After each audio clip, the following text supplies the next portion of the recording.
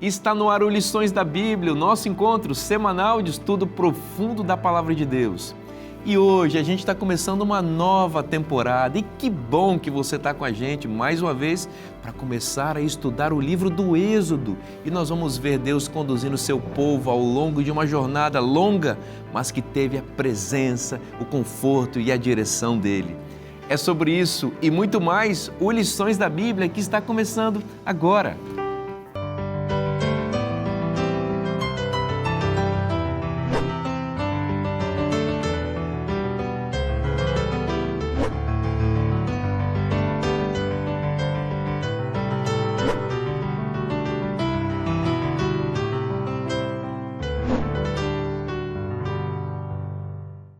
Nós já estamos aqui juntos à mesa para conversar com você sobre esse tema muito importante da Palavra de Deus.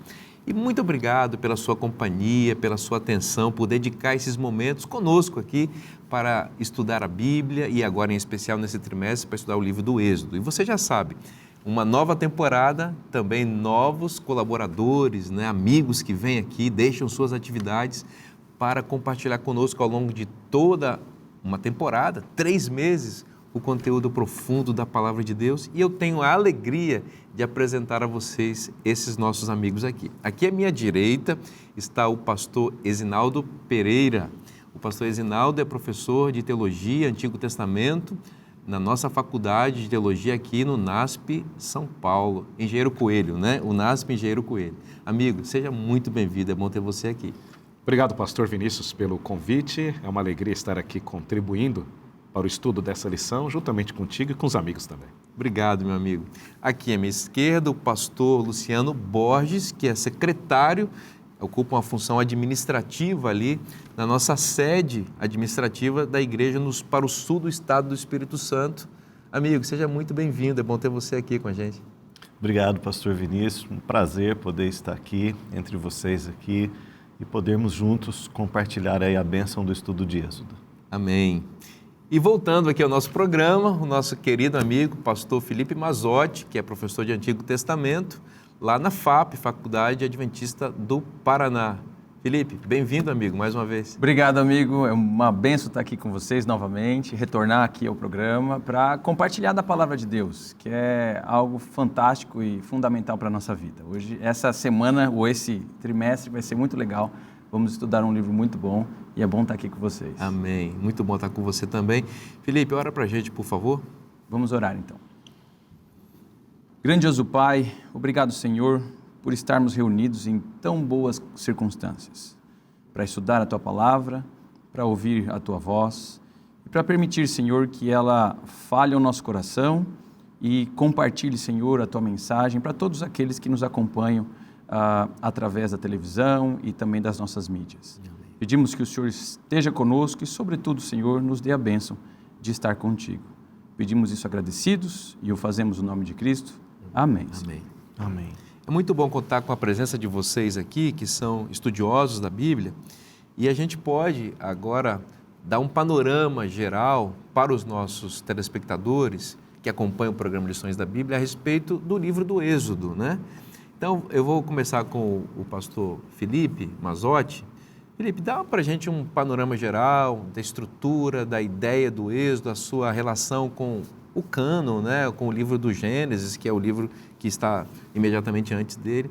Enfim, as suas palavras introdutórias aí sobre esse livro importante. Bom, o livro de Êxodo é muito especial e muito importante para o cânon bíblico. Ele é especial por vários motivos. Não apenas por ser ele o segundo livro, Então é aquele que dá continuidade às histórias primordiais, aquelas primeiras histórias que mostram o conflito, o início do grande conflito, o início da grande guerra entre o bem e o mal no nosso planeta, e agora passam a materializar essa guerra na história dos filhos de Abraão, na história do povo escolhido por Deus. O livro de Êxodo carrega este nome, porque pela tradição ele fala especificamente disso, da saída da escravidão do Egito, mas também porque a composição literária dele, ou seja, a forma como o livro foi escrito, fala de um segundo êxodo também, que é o êxodo do mal, o êxodo do pecado, o êxodo da escravidão do mal, que nós vemos na segunda parte do livro. Então, o livro é composto para dar uma ênfase muito forte na escapada ou na escapatória do mal deste mundo e também deixando o mal do nosso coração para trás através das instituições de Deus na história, no caso o santuário e a presença de Deus. Quando a gente olha o livro de Êxodo, especificamente com base na concentração de história dentro dele, a gente percebe algo bem interessante.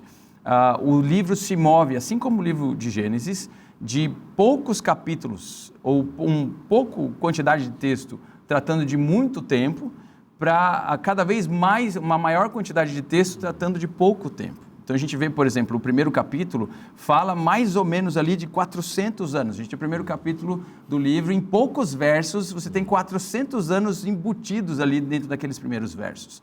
Passamos então aos capítulos 2 a 15 e nós vemos ali 14 capítulos falando de 80 anos, que é o período da vida de Moisés, do nascimento dele até então a vinda dele para o Egito libertar o povo. E a sequência do livro, que é a maioria dele, do capítulo 15 ao 19, nós temos 4 capítulos falando de 3 meses. Ou seja, você vê que vai aumentando a quantidade de capítulo e diminuindo o tempo. E por fim, nós temos 13 capítulos, do capítulo 19 ao capítulo 40, falando de 11 meses. Então, ou seja, o livro parece gastar cada vez mais atenção a um período de tempo menor. E a ideia é funcionar como uma lupa. O livro está, através dessa formatação literária, colocando uma lupa sobre o que é importante nele, mostrando o ápice do livro, o ponto principal, que é a libertação do pecado e afinal, a libertação que Deus tem para todos nós.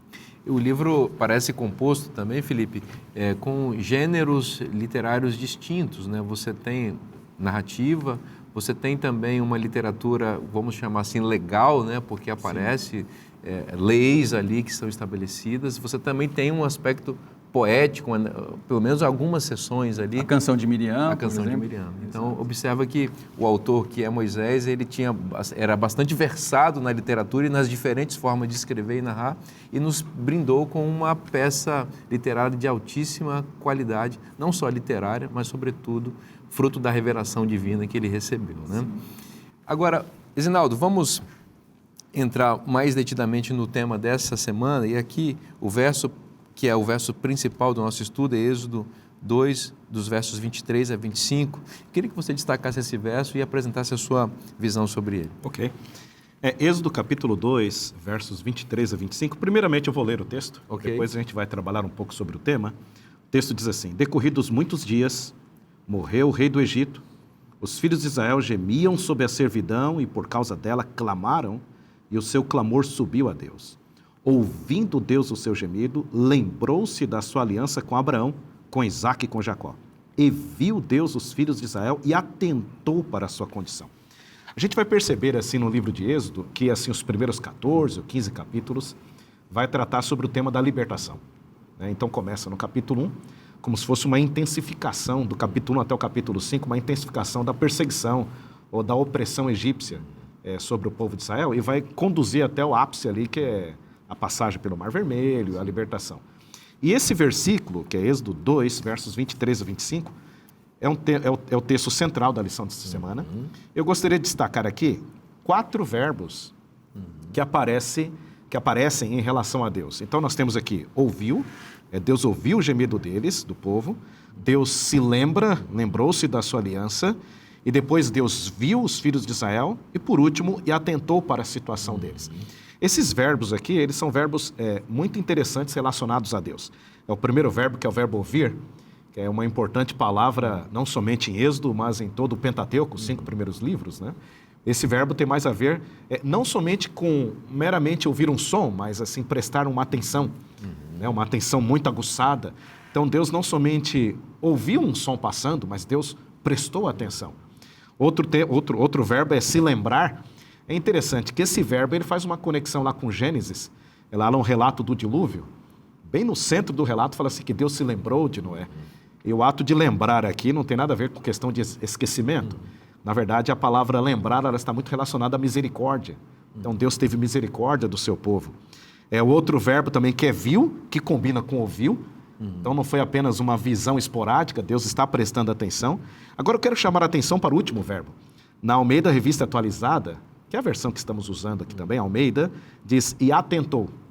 Quando a gente vai para a NVI, que é a nova versão, fala viu. Mas interessante é a Bíblia de Jerusalém, fala assim, e se fez conhecer, que na verdade a palavra original ali tem muito a ver com conhecer, que esse conhecimento seria um conhecimento mais prático. Então, assim, Deus se aproxima do povo. E aqui nós temos uma lição importante, que eu acredito que é a lição que predomina aqui, que na verdade sempre quando nós clamamos, Deus não fica somente nos bastidores. Então Deus se aproxima do povo, Deus ouve com atenção, então Deus se faz conhecer. Então acho interessante que foi um verso bem destacado na lição e que resume bem o tema geral aqui dessa semana. Que excelente contribuição, isso me fez lembrar da canção muito conhecida de todos, pelo menos da maior parte do nosso grupo aqui, Deus sabe, Deus ouve, Deus vê, do Valdeci Lima, que está no Inário Adventista.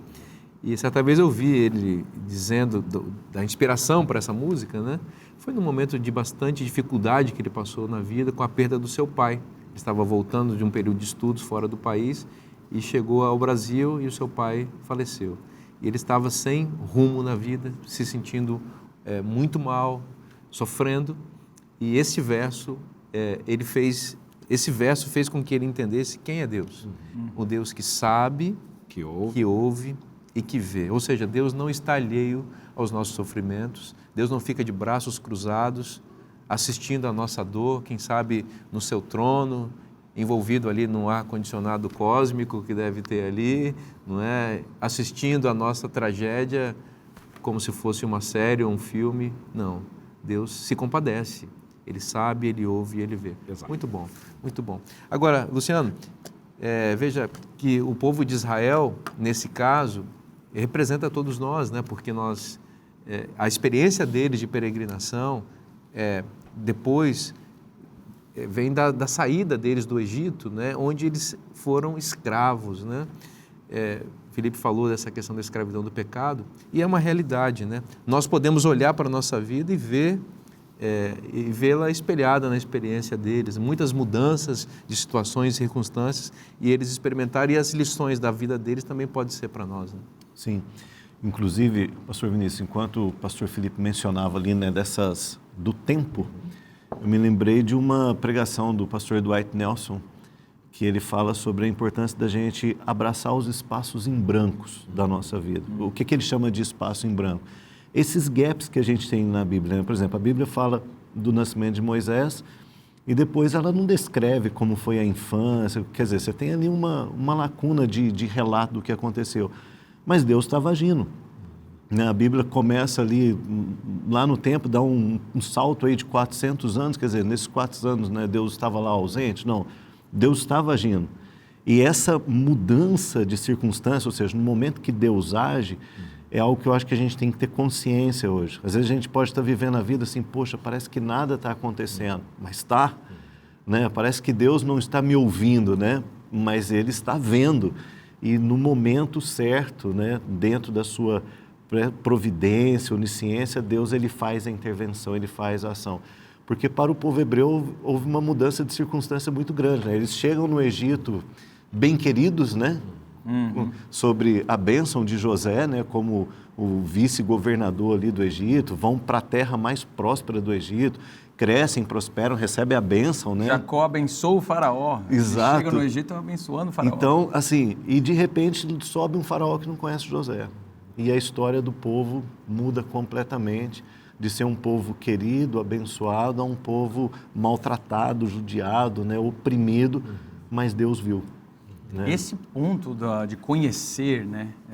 Um faraó que não conhecia a José. A gente tem ali no capítulo 1, verso 7, né? É uma frase importante, que carrega uma terminologia muito importante para o livro como um todo, né? O pastor mencionou algo que é o cerne dessa importância toda. O verbo yadá aparece muitas vezes no texto bíblico, em específico em Êxodo, e significa conhecer. Mas, em geral, para nós, né, do mundo ocidental, de herança greco-romana, né, quando a gente fala conhecer alguma coisa, a gente pensa num exercício da mente, né? A gente conhece algo porque a gente estudou no livro, porque a gente colocou no Google lá e achou ou agora tem inteligência artificial, né? A gente conhece porque a inteligência artificial disse pra gente que é o que é. Mas no conceito bíblico, em específico para o livro de Êxodo, conhecer é algo experiencial. Tem a ver com um profundo conhecimento de vida, do dia a dia mesmo, né? Ou seja, o faraó que não conhecia José, ele não tinha ideia, na verdade, de quem Deus de fato, o Deus de José de fato era e aquilo que José e toda a família dos hebreus significou em um momento da história para toda a história ali do Egito, né? Então essa ausência de conhecimento de José é, na verdade, a ausência de conhecimento experiencial da bênção que os hebreus eram para a terra. E é muito interessante que o próprio texto bíblico, a gente vê isso claramente ali no verso 8, né? Nesse meio tempo, levantou-se um novo rei, capítulo 1, sobre o Egito, que não havia conhecido José. Ele disse ao povo: eis que o filho de Israel é mais numeroso e mais forte do que nós. Vejam, precisamos usar de astúcia para com esse povo, para que ele não se multiplique e para que, em caso de guerra, ele se alie aos nossos inimigos, lute contra nós e saia da terra. Esse termo, usar de astúcia, é muito interessante. O termo em hebraico é o termo chacham, que significa sabedoria. E está num tempo aqui específico, né, reflexivo, que é ele precisamos ficar sábios, mais sábios do que eles, para nos apoderar da bênção que cai sobre eles. E veja que interessante que o próprio texto vai mencionar que eles recebem diversas bênçãos, eles se multiplicam, eles ficam fortes, eles são grandiosos, eles são numerosos. Era evidente, né? Exato. Para os egípcios. Mas essa terminologia, ela está presente no livro de Gênesis para falar da bênção que eles deveriam receber mesmo, de fato. E antes até, no primeiro e no segundo capítulo, que a humanidade inteira teria, sede fecundos, multiplicai, enchei a terra. Então, parece que eles recebem a bênção, mas a recebem na terra errada.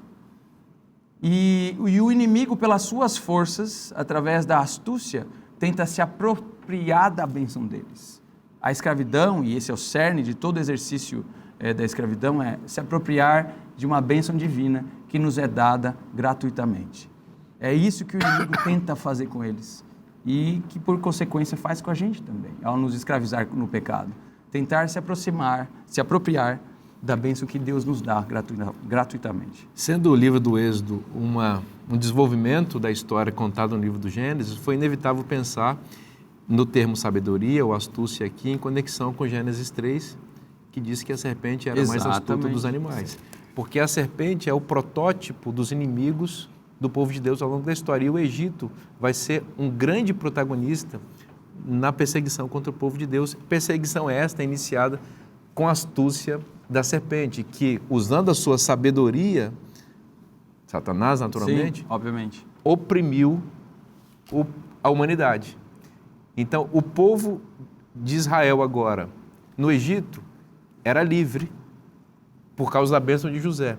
Mas a sabedoria da serpente egípcia agora, né, vamos chamar assim, foi usada para oprimir o povo de Deus de novo, né?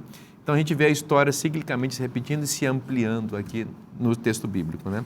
Nós vamos fazer um breve intervalo agora para você ver que a gente já está esquentando aqui, o assunto é muito bom, tem muita coisa boa para frente. Então curta agora o show do intervalo da Novo Tempo, que tem bênçãos para você aí, mas não saia daí, porque o Lições da Bíblia volta já já.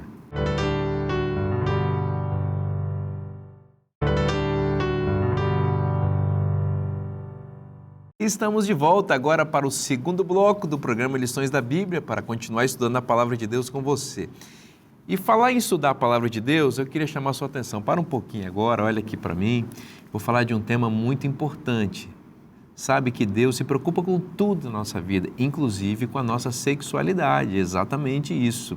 Foi Deus que criou a sexualidade e colocou em nós, porque é a partir da sexualidade que nós podemos crescer e multiplicar e receber a bênção dele. E além disso, Deus também usa a sexualidade como fonte de alegria e prazer para o ser humano. Mas você sabe que o inimigo de Deus detesta as coisas que Deus faz, então ele perverte as coisas de Deus. É por isso que a gente vê tanto distorção, tanto distúrbio no âmbito da sexualidade. Para ajudar você a ter uma compreensão bíblica desse tema tão importante, nós estamos lançando a edição especial da revista Esperança, sem tabus. Isto é, vamos tratar desse tema sem os tabus que impedem a compreensão adequada desse tema tão importante. Aqui nessa revista, que foi escrita pela Darleide Alves, apresentadora aqui da Novo Tempo, você vai ver temas como o casamento ainda faz sentido hoje. Existe uma forte propaganda contra o casamento, contra o matrimônio, contra a fidelidade, não é, matrimonial. Então, isso tem sentido ainda manter um casamento hoje em dia? O que a Bíblia tem a dizer sobre esse assunto? Você quer ver outra coisa que você vai encontrar aqui? Pornografia. Que perigos esse vício esconde? Olha a palavra, é exatamente um vício. E quais são os perigos que estão em volta dessa prática tão ruim? Essa revista vai ajudar você a entender esse tema. Vai ser muito importante. E também, sexualidade, prazer e propósito caminham juntos? Você pode combinar prazer e propósito, sentido, espiritualidade no âmbito da sexualidade? Veja, eu dei aqui 3 pinceladas para você ver a importância desse tema. Pastor Vinícius, eu preciso dessa revista. Então, faz o seguinte, manda agora um WhatsApp para esse número que está aparecendo aí na sua tela. Tira uma foto da tela, printa a tela para você não perder e envia para nós. Você vai fazer um cadastro rapidinho, nós vamos mandar para você essa revista que vai abençoar a sua vida e a sua família. Não perca tempo, peça agora a revista Sem Tabus. Nós vamos continuar conversando com você agora sobre o tema da lição. Esse tema da revista é muito importante, você já sabe como pedir. Vamos continuar aqui no estudo da lição dessa semana. Felipe, contexto histórico. Dá para a gente um pouco mais da sua visão a respeito de quando aconteceu esse fato tão marcante na história da humanidade que é o Êxodo? Sim. O livro de Êxodo, em específico, os acontecimentos que nós temos ali durante esses poucos meses, né? A gente viu na nossa última conversa em que tudo ocorre, foi por volta do período, foi escrito por volta do período, os acontecimentos ali ocorreram por volta da metade do 2º milênio antes de Cristo. Então a gente está falando ali de 1450, 1500 antes de Cristo. O que é interessante sobre este período é que este era o período da famosa, entre os egiptólogos, a dinastia, a 18ª dinastia dos egípcios. É uma das mais ricas, foi, na verdade, uma das mais poderosas, quem sabe até a mais poderosa dentre os faraós egípcios. Eles eram extremamente ricos e tinham um poder muito grande, tanto localmente como influência diplomática e geopolítica nas regiões adjacentes ao Egito. Então, nós sabemos que vários faraós dessa dinastia, por exemplo, tinham postos avançados mesmo em Israel, ou no território que viria a ser a terra de Israel, na terra de Canaã. Nós temos um posto avançado na terra que foi durante muito tempo egípcio, que é a cidade de Megido, e mais para cima ainda a cidade de Carquemes, que ficava lá no norte da terra de Canaã. Então, bem acima, foi inclusive uma cidade muito importante para resistir à invasão babilônica 1000 anos mais para frente depois do Êxodo. Então, os faraós eram muito poderosos nesse período. Então, a vitória que nós temos descrita no livro, ela não é uma vitória qualquer. Não é a vitória de um Deus contra um rei pequenino que não tinha poder algum, mas era a vitória sobre uma dinastia que era considerada a principal dinastia dos egípcios. O rei em específico, o rei Tutmés III, que é aquele que durante algum tempo governou com a Hatshepsut, a mãe, né, egípcia de Moisés, ele foi um dos grandes reis e é o faraó do Egito, e nós sabemos que ele venceu mais batalhas do que Alexandre o Grande e os imperadores romanos combinados, Júlio César e Alexandre o Grande. Então era um grande general, um grande benfeitor dentro do Egito. Hoje os templos que nós temos preservados do período e desse rei em específico, que é o rei do Egito, no período do Êxodo, contém inscrições de vários locais, ou representações de animais, da fauna e da flora de vários países fora do Egito, o que é muito interessante também. Então ele era um cara assim interessado na cultura de outros países, em trazer riqueza e dominar outros países e manter registradas as imagens destes outros países, o que possivelmente explica um pouco, né, da resistência dele de deixar os hebreus saírem do Egito também. Muito interessante. É interessante, né? Eu não sei se tem muito a ver, mas você falando aí sobre esse período me lembrou um pouco José, né? Porque José era escravo na casa de Potifar e por amor de José Deus abençoou a casa de Potifar. E quando a gente vê esse período de escravidão aí do povo, na realidade eles enriqueceram o Egito também, né? A bênção de Deus sobre eles tornou essa glória do Egito, pelo menos ali na Terra Maior. Fantástica observação. Não há dúvida, e no texto bíblico a gente vê isso. O povo de Deus, ele é como se fosse um elemento preservador da sociedade. Isso acontece muitas vezes no texto bíblico. Por amor de Daniel, a Babilônia e Nabucodonosor foram preservados. Por amor de dos José, 10 não destruiria Sodoma. Na verdade, exatamente. É o cumprimento da bênção abrâmica, né? Em ti serão benditas todas as famílias da terra. Perfeito. Por mais que ali, em Gênesis 12, quando Deus chama Abraão e fala isso, na verdade Deus lá na frente está se tratando logo ao Messias que estaria vindo, mas o povo de Deus espalharia bênçãos para todas as nações que entrassem em contato com eles. Então, o que a gente vê justamente nessa história do Egito. Ali. É porque uma coisa que me intrigava aqui na segunda-feira, pastor Vinícius, é que a lição traz um comentário assim, né, que durante esses 400 anos, né, de escravidão, Deus estava presente com o povo, né? E ele mencionando agora, deu assim aquele insight. A presença de Deus estava ali na bênção, né? Mesmo que o povo não estivesse livre, mas Deus estava ali abençoando o povo, apesar das circunstâncias, como abençoou José e como nos abençoou hoje, né? A gente ainda está nesse mundo de pecado aqui, sonhando com a nova terra. Não é porque as coisas não são ainda o paraíso aqui que Deus não está presente na nossa vida, né? Que Ele não está nos cuidando. Não, Luciano, eu acho que uma coisa muito legal também para a gente pensar é que Deus não abençoa apenas o seu povo eleito. Na realidade, Deus tem um povo eleito para abençoar todas as famílias da terra, inclusive o Egito. Deus também queria salvar o Egito, inclusive o próprio faraó. Exatamente. O faraó também era objeto da graça divina, do amor de Deus, e Deus queria salvá-lo, né? Então, às vezes, as próprias circunstâncias negativas em que nós estamos como povo de Deus oferecem também, não só as negativas, inclusive todas as circunstâncias, mas incluindo as negativas, oferecem condições de testemunho para outras pessoas, né? Quando passamos pelas provas da vida, experimentamos problemas, nós temos que saber que nossa vida está sendo lida pelas pessoas, as pessoas estão vendo a nossa relação com Deus e podem estar conhecendo o nosso Deus por meio dos sofrimentos que nós estamos vivendo, né? Talvez seja a única Bíblia que eles vão ler ao longo da vida, certo? A nossa vida, a maneira como vivemos, talvez seja a única Bíblia, o único volume da Bíblia que talvez essas pessoas vão ler e que, se acaso aceitarem essa mensagem expressa pelo nosso testemunho, herdarão a eternidade e assim por diante. Claro. Toda a eleição no texto bíblico é inclusiva por natureza. Isso você vê desde Abraão até o povo que nós temos, apocalíptico, né? Ali no livro do Apocalipse. Então, toda eleição tem por objetivo incluir, nunca excluir. Okay. E geralmente quando quando o povo não percebe isso e torna a eleição exclusiva, ou um fator exclusivo que a exclui do restante da humanidade, Deus geralmente manda profetas para acusá-los e adverti-los. Exato. Eleição na Bíblia é inclusiva por natureza.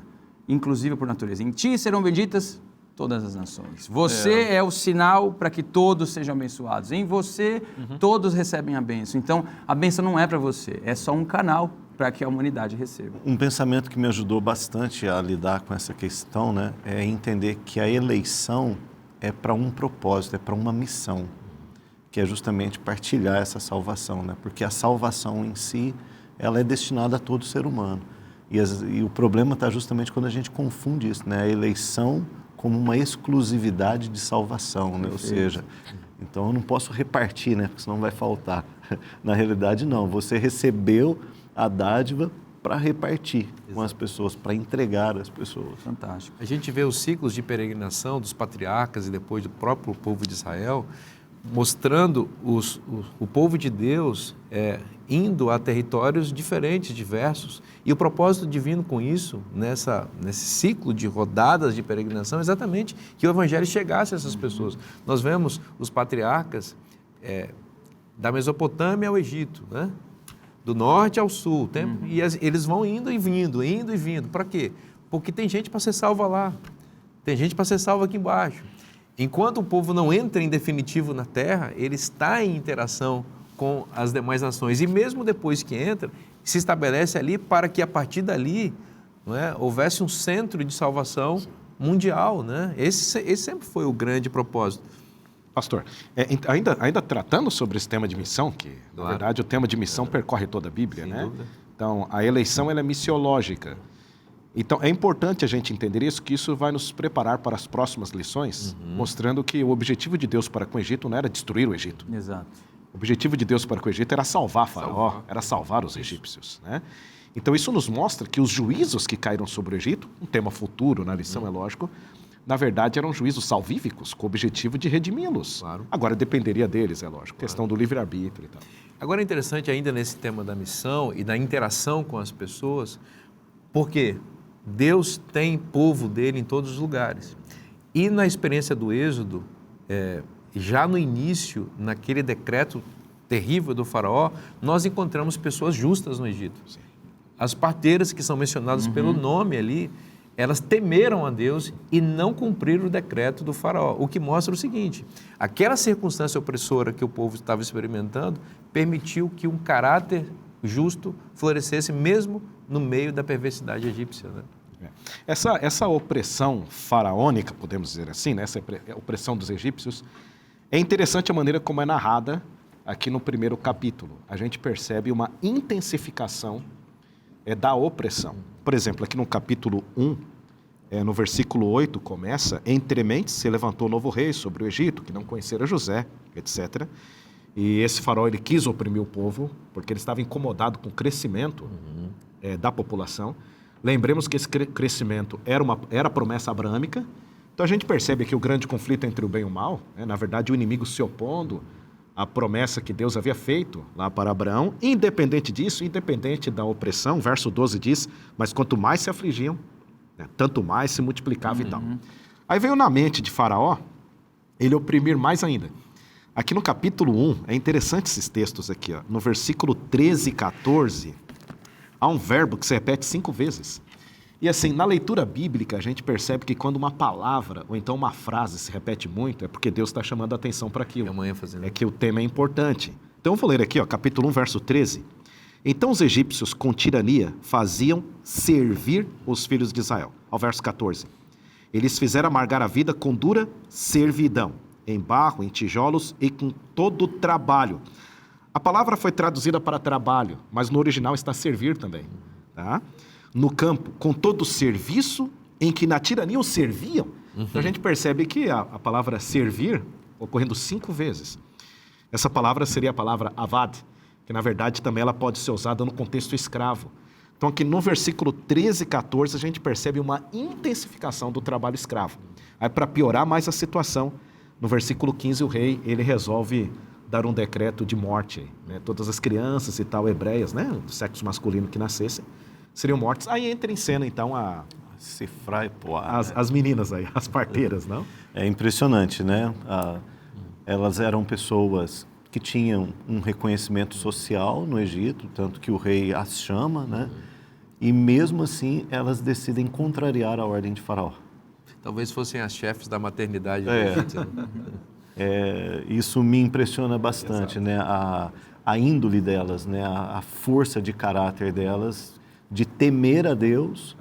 E observe que elas não tinham nenhuma evidência de que aquela situação do povo hebreu iria mudar, né? De que eles sairiam da escravidão, de que eles sairiam com todos aqueles prodígios, mas ainda assim elas temiam o Deus desse povo hebreu e decide não matar as crianças e se posicionar. Isso para mim traz uma lição muito importante que eu acho que a gente precisa aplicar, né, à nossa vida, no nosso dia a dia. A gente precisa sempre ficar do lado do que é certo. Fazer o que é certo porque é certo. Independente se você vai ter benefícios, independente se a sua obediência às vezes vai te levar a enfrentar alguma dificuldade. E no caso aqui a Bíblia diz que Deus honrou a decisão delas e deu a elas, né, prosperidade familiar, né? Elas também constituíram suas famílias, seus filhos. Então Deus está atento. Ao proteger a família dos outros, a delas foi abençoada. Foram abençoadas. E isso é fantástico do ponto de vista do texto bíblico, porque geralmente, em sala de aula, a gente ensinando esse texto, algumas perguntas que surgem, mas elas mentiram, pastor. Né? Mas como no caso de Raabe, né? Exato, elas estão quebrando a lei e tal, né? Mas, para mim, raciocinar desta maneira, a partir desse texto, é perder o ponto do texto. É lógico. Porque o texto, ele está mostrando um período de crise em que mulheres, em uma situação muito menor dentro de uma cultura, como era a cultura egípcia, sendo elas também de uma origem possivelmente bem mais humilde, estando elas em uma posição muito mais fraca para resistir um rei, pelo menos teoricamente, né? Elas podem, a partir de ações singelas, mudar o curso da história. E isso aqui é importante. Não é só no Novo Testamento que Deus começa a confundir as coisas fortes pelas fracas, né? A gente vê isso ao longo de toda a história. E essa é uma grande lição que eu acho que é exatamente o que o pastor está mencionando. Deus sempre confundiu o forte com o fraco. E isso, para quem nos ouve, para quem está com a gente nessa conversa, talvez seja muito importante. Porque, a despeito da sua vida, da sua educação, do que você viveu ou vive na realidade, andar com Deus é o primeiro passo, o temor com Deus é o primeiro passo para mudar a história da sua vida e talvez a história de toda a sua comunidade. E esse andar com Deus, ele é um caminhar que cresce, né? Por exemplo, quando fala essa questão da frase delas, da mentira, que lembra lá Raabe também, né? Quando escondeu os espias, eu me lembro de Naamã, da conversão dele, né? Quando ele fala lá para o profeta, olha, que Deus me perdoe, quando eu tiver que entrar no templo, me inclinar, o que o profeta falou para ele? Vai em paz. É isso né? mesmo. Então, a gente precisa lembrar que Deus trabalha com a maturidade, né? Ou seja, isso que as parteiras fizeram era o início da caminhada passo delas, né? Mas era um início, assim, enorme, né? Mas no caso das parteiras de Raabe, especialmente as parteiras, eu diria o seguinte, ordem absurda não se cumpre. Então, a ordem do faraó era a ordem do próprio diabo para oprimir, destruir e evitar que um Messias surgisse no futuro. A gente vai lá em Atos, exatamente. Né? Antes então, importa obedecer a Deus. Exato. O que elas fizeram foi preservar a semente da esperança para que eu e você pudéssemos ter salvação. A gente vai fazer um intervalo bem rapidinho agora, não sai daí o programa Lições da Bíblia, volta já já.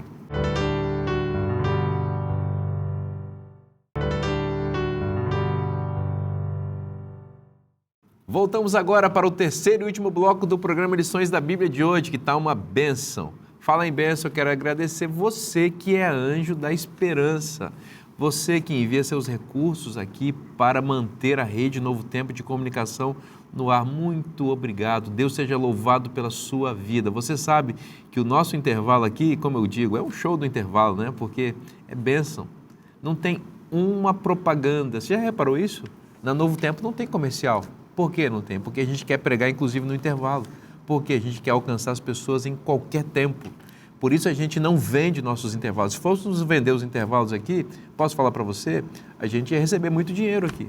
Mas nós não estamos interessados em dinheiro, estamos interessados em salvação de pessoas. Por isso, muito obrigado por você acreditar na missão do Novo Tempo e enviar seus recursos para cá. Deus seja louvado pela sua vida. E se você deseja ser um anjo da esperança, é muito fácil, né? Entre em contato com a gente, está aí aparecendo na sua tela os canais para que você possa também se tornar um anjo da esperança, fazer sua doação.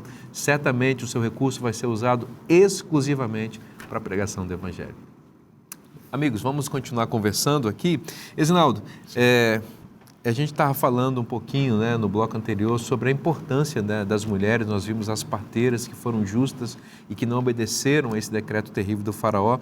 Tem mais mulheres importantes aqui que aparecem nesse livro, né? Na verdade já começa ali no capítulo 1, apenas retomando, né? Ali nos versículos 2, 3, 4, nas genealogias.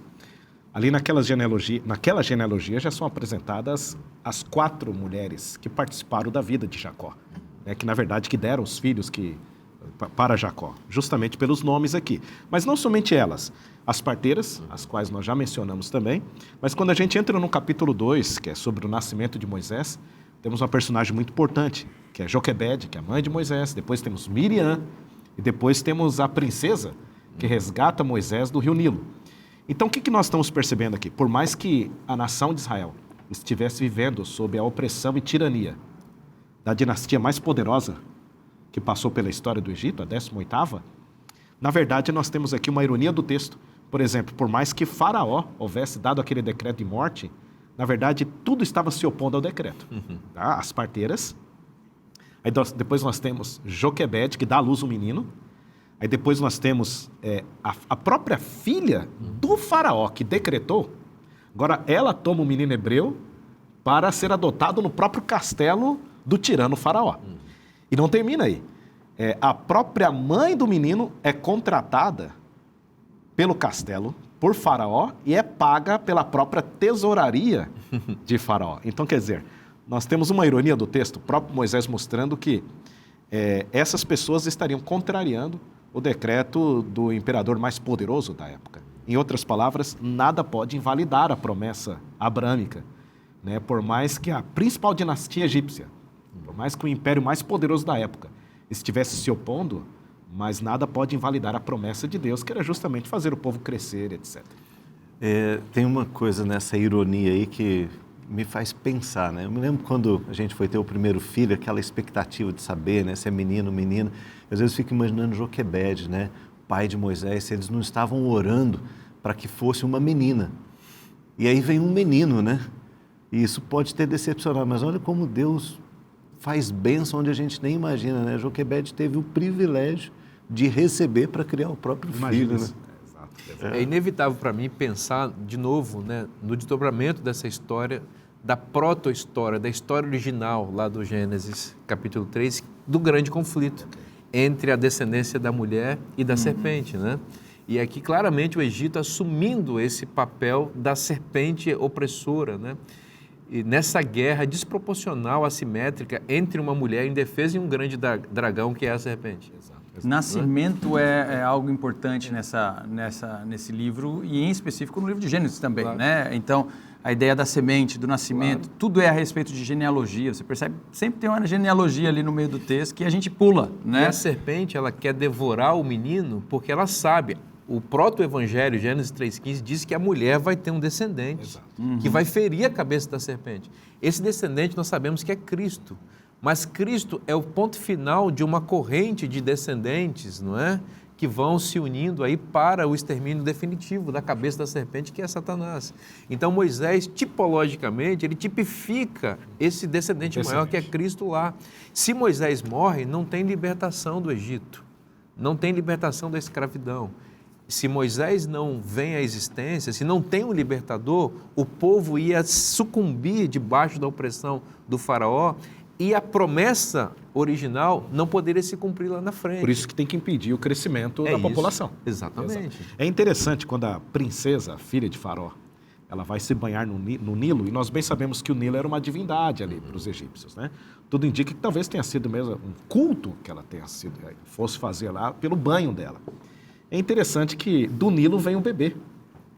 E é possível, de acordo com a teologia dela, que a própria divindade Nilo estava dando esse filho. O filho. Então, talvez seja um dos motivos pelos quais também ela adotou a criança, se pensar na teologia faraônica, na teologia dos egípcios. Além da questão de se compadecer pela criança, mas é possível que a teologia egípcia também tenha contribuído para que ela pudesse adotar. Inclusive, o nome de Moisés poderia ter sido o nome dessa divindade, Exato. porque a divindade do Nilo era o deus Ap, né? E é possível que o nome fosse Apimoses, né? Mas ele lá na frente... E aí, o que o Hebreus vai dizer que ele recusa o nome da filha do faraó. Provavelmente ele recusa esse termo... Elemento teofórico. Exatamente, que apontava para a divindade egípcia. Deixou só uma partícula. Vai ter uma partícula que não tem muito sentido, né? Um nome meio que transitório, né? Mas é o nome dele. Né? Agora, esse nome, ele é parte de uma herança que vai além da nomenclatura que lhe é atribuída ali durante o nascimento dele, né? Quando a gente lê o relato do nascimento, em realidade, ali no capítulo 2, do verso 1 até o verso 10... nós vemos um duplo nascimento, na verdade, ocorrendo no texto. Né? A gente pega logo o primeiro verso, você vê a origem sacerdotal dele, um homem da casa de Levi, casou com uma mulher da mesma tribo, então ele era levita purinho, né? A ideia aqui de dizer que ele é puro levita, não tem... Né? Sacerdote. Exatamente, embora os levitas fossem se tornar sacerdotes um pouco mais à frente, aqui nós já vemos uma antecipação daquilo que viria a ocorrer. Você vê que ela fica grávida no verso 2 e tudo se desenrola, né? Como o pastor Esinaldo mencionou para nós. Agora, lá no verso 6, 5 e 6, tem uma ambiguidade lexical aqui, ou seja, uma ambiguidade no texto em hebraico, muito interessante. O verso 6 em específico, quando ela vai e abre, né, pega aquela que trabalha para ela ali, né, a ama, vai lá, pega o cesto e abre. Em hebraico, nós não temos o objeto do que é aberto, ou da frase. Ou seja, só diz assim, ela abriu. E o verso 6, nós lemos, abriu, na nossa tradução, o cesto, mas o cesto não está em hebraico, viu a criança, e eis que o menino chorava, e ela teve compaixão dele. É muito interessante, é um parto. O verso descreve um parto. O abrir da madre, que a gente tem, né, uma expressão antiga no português, que também tinha eco em hebraico, tá? Então, aparentemente, o que você está vendo aqui é um segundo nascimento. Esse é o único verso na Bíblia que mostra uma criança, um bebê chorando. É o único local na Bíblia que você vai ver um recém-nascido chorando, uma criança chorando. A cena de um nascimento. E quando você vê no final, lá no verso 10, quando o menino já era grande, a Joquebede, né, levou ele a filha de Faraó, da qual passou ele a ser filho.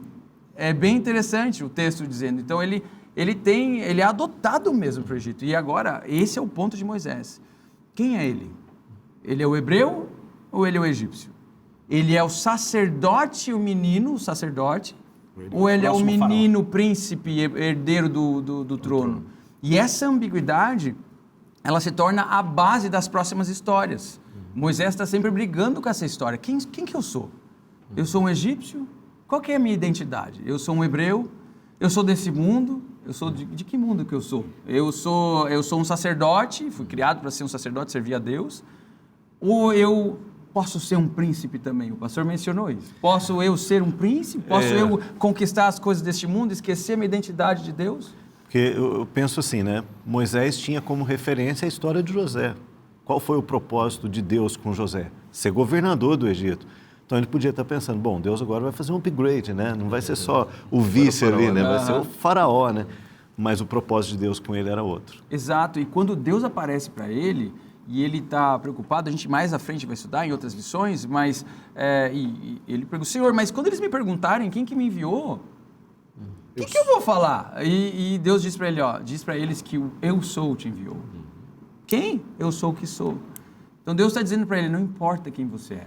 Importa quem eu sou. Da mesma maneira como ele diz para nós hoje, não importa quem você é, importa quem eu sou. Se você anda comigo, isso é o que importa. Exato. E eu vou mudar a história da tua nação inteira. Você é só um menino levita, mas você vai ser a chave para mudar tudo. É curioso que Moisés realmente vive uma crise de identidade muito forte. Me parece que ele vai começar a resolver isso quando ele tem seu primeiro filho. Porque ele diz, ele vai se chamar Gerson. Peregrino. Porque eu sou peregrino. É isso mesmo. Então ele se identifica agora não como nem do Egito, nem como de Canaã. Ele é um peregrino. Ele é um peregrino. Ele está viajando pela terra, seguindo o curso de Deus, onde Deus vai o levar. E Deus não vai levá-lo para Canaã terrestre, né? A gente vai ver isso no final da história, né? Deus vai levá-lo para uma Canaã melhor, né? A Jerusalém celestial. Mas tem uma mãe aí, né, Luciano? Sim, sim. E quando eu penso em Joquebede aqui, 12 anos, né, para cuidar de Moisés, educar Moisés, quando também me tornei pai, a gente sempre fica pensando, uma hora os filhos vão, né? E como é que a gente vai enviá-los, né? Lendo aqui Patriarcas e Profetas, que é uma referência aqui também dentro do contexto da lição, a autora menciona que Joquebede ensinou Moisés de duas maneiras, por preceito e por exemplo. E ela ligou o coração de Moisés de tal forma ao coração de Deus que nem todo aquele luxo da corte do Egito foi capaz de arrancar do coração dele esse senso de missão e de compromisso com Deus. E isso é algo assim que eu admiro muito e que eu peço a Deus que Ele nos dê lá em casa essa capacidade também de ligar o coração dos nossos filhos ao coração dele, para que eles possam sempre servir a Deus. Que exemplo extraordinário de Joquebede, né? É interessante que quando Moisés cresce, né, a segunda parte aqui da lição, que seria Êxodo 2, verso 11 em diante, ele está com cerca... É o primeiro período de 40 anos dele, né? Nós bem sabemos que a vida de Moisés é dividida em 3 partes, né? E quando ele atinge essa idade, ele compreende a sua missão. Ele sabe que ele precisa libertar o povo, mas na mente dele é o plano dele. Ele recebeu um treinamento e a ideia de Moisés era justamente colocar em prática tudo aquilo que ele aprendeu. Ele sabia que ele era hebreu e sabia que tinha uma missão de libertar o povo, possivelmente pensando ser assim como foi José. Tá? E é interessante o relato do capítulo 2, verso 11 em diante, a gente percebe, parece que estamos diante de uma cena de bang-bang. Porque os verbos que mais aparecem aqui são verbos totalmente violentos. Por exemplo, capítulo 2, verso 11. Naqueles dias, sendo Moisés já homem, saiu aos seus irmãos e viu seus labores penosos, e viu que certo egípcio, aí vem a palavra, espancava um hebreu. Aí lá no versículo 12, olhou de um de outro lado e vendo que não havia ali ninguém, matou o egípcio. Lá no verso 13, saiu no dia seguinte, eis que os 2 hebreus estavam brigando, verso 14, etc. Se a gente prosseguir a leitura, a gente vai perceber que os verbos que mais se repetem é matou, espancou, matou, espancou, matou, espancou. No final das contas, o plano de Moisés não dá certo.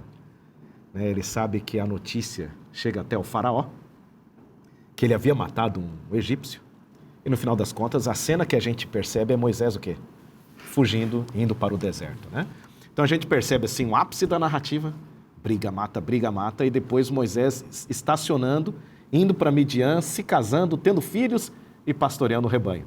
Então, se a gente comparar esta cena de Moisés com o próximo capítulo, que são lições posteriores, a gente vai perceber um contraste entre o plano salvífico de Moisés e o plano salvífico de Deus. O plano salvífico de Deus, Deus visitou e tal, e libertou o povo.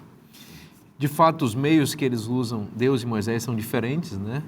Deus salva, Deus age salvando, Moisés age ainda imaturamente. Exato. Mas tem um ponto em comum entre eles, né? O texto diz que Deus viu a opressão do seu povo, e aqui também você leu que Moisés também viu.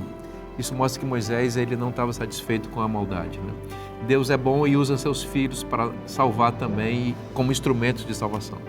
Essa bênção está na Bíblia, e se está na Bíblia, é bom para você. Eu te espero na próxima semana, que Deus te abençoe muito, um forte abraço e até lá.